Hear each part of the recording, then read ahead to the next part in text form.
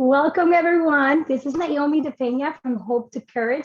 I am so grateful for this new guest that we have. As you know, we've been celebrating 21 days of gratitude with the effort and the hope to lead everyone out of fear, from a place of fear into hope, and from a place of hope into courage.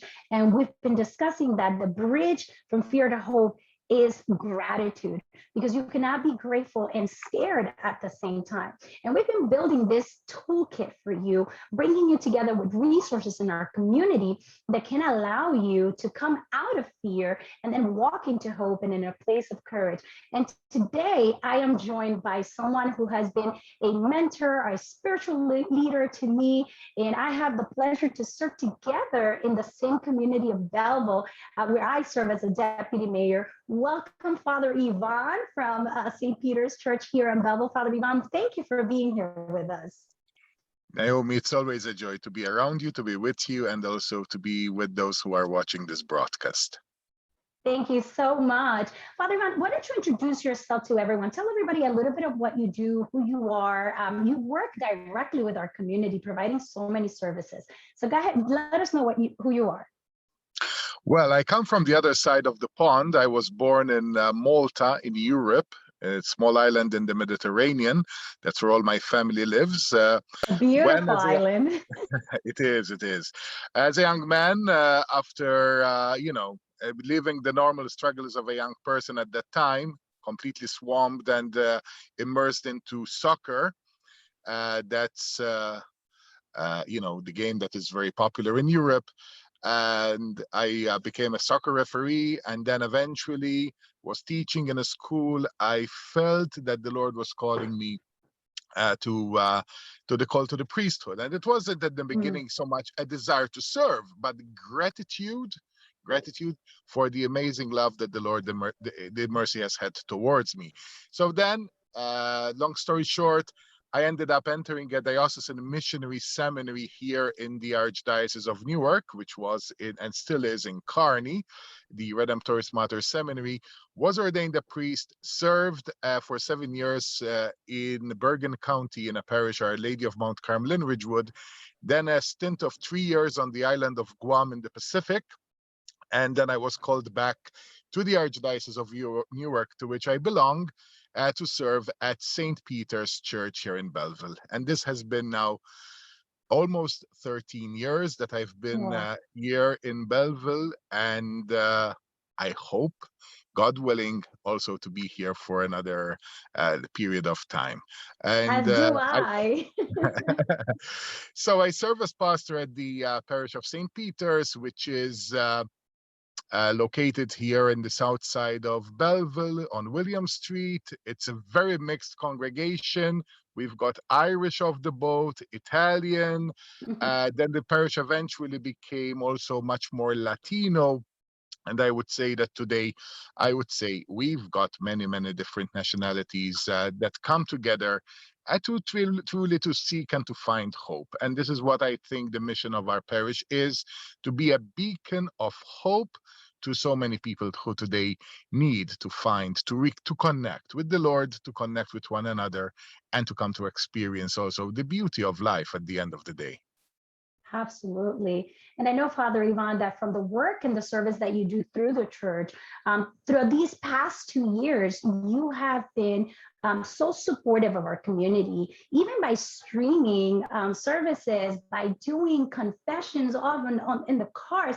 Can you tell us a little bit about what that looked like and how you adapted to make this work and continue to be a beacon of hope for the community?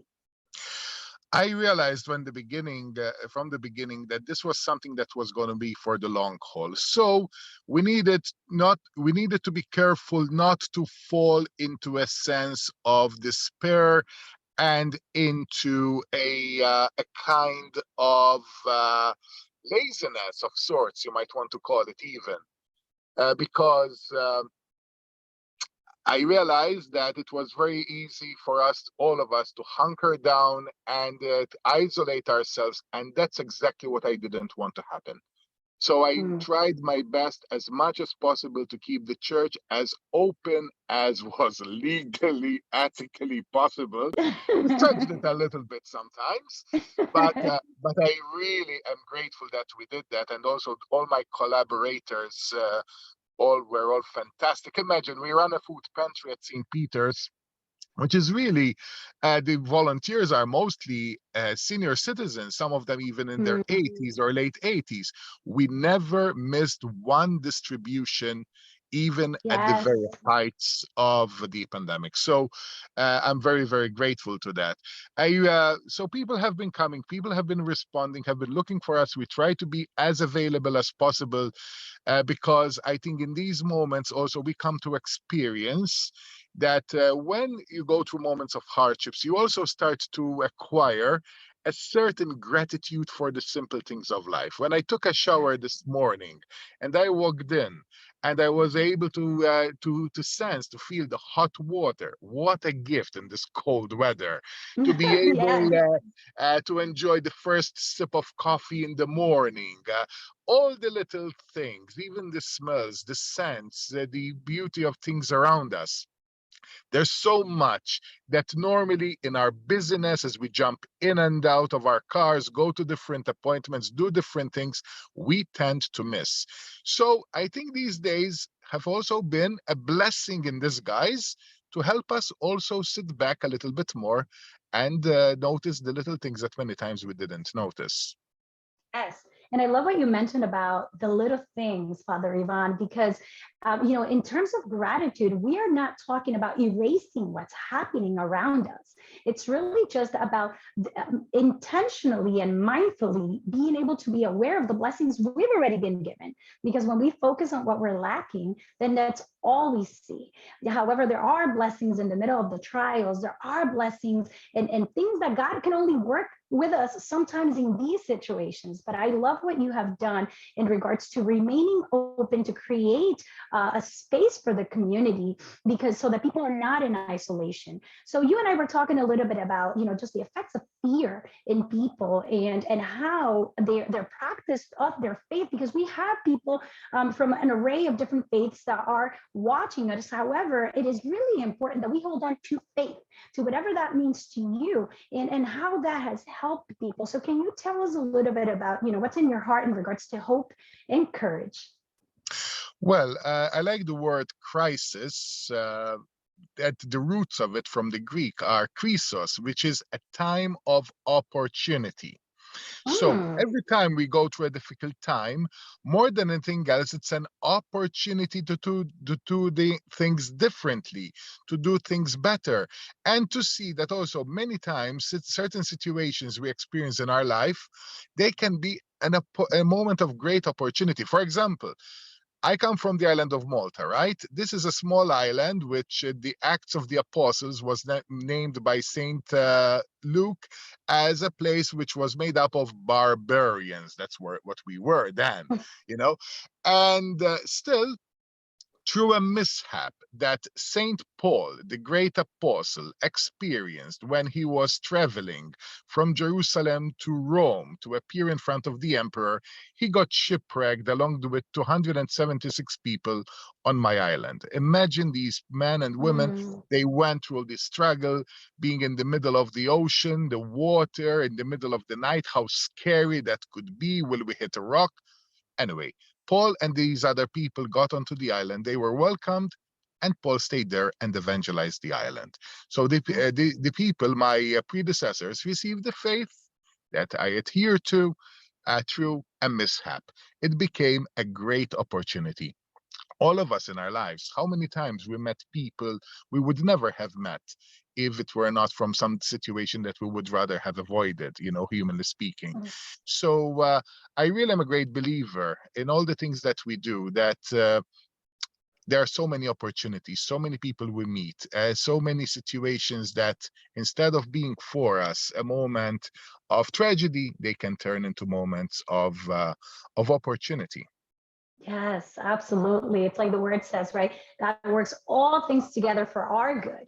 And That's thank you so much for that visual. What a beautiful visualization of how the gospel came to you through a mishap. And that's exactly what I hope that people are able to connect to, whatever that means to you during these 21 days of gratitude. That what you see as a situation where you might not want to be a part of, just if you change the questions that you ask, instead of saying, why me? Asking, what am I learning in this? What are the opportunities that I have for this?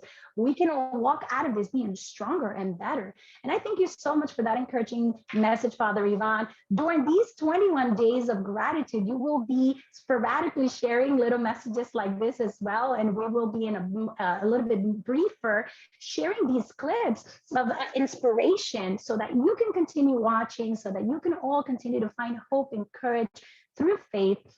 Thanks to Father Ivan. So thank you so much for joining us today. Thank you for what you do in our community. Thank you for saying yes to this 21 Days of Gratitude initiative. Father Ivan, if people wanted to connect with you further and hear a little bit more about what you do, where can they find you? How can they connect with you? Yes, a good way to connect with me is St. Peter's Church is located at 155 William Street, and a couple of blocks away from the Town Hall of Belleville. You can reach me by phone, 973-751-2002, email pastor@spbnj.org, or even I'm great with walk-ins. I'm at the parish most of the time. I'm an early riser, and I'm always happy to receive people, and anyone who wishes to come in, have a coffee.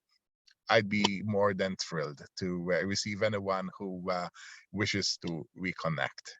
Fantastic. Thank you once again. I really appreciate you. I admire the work you do.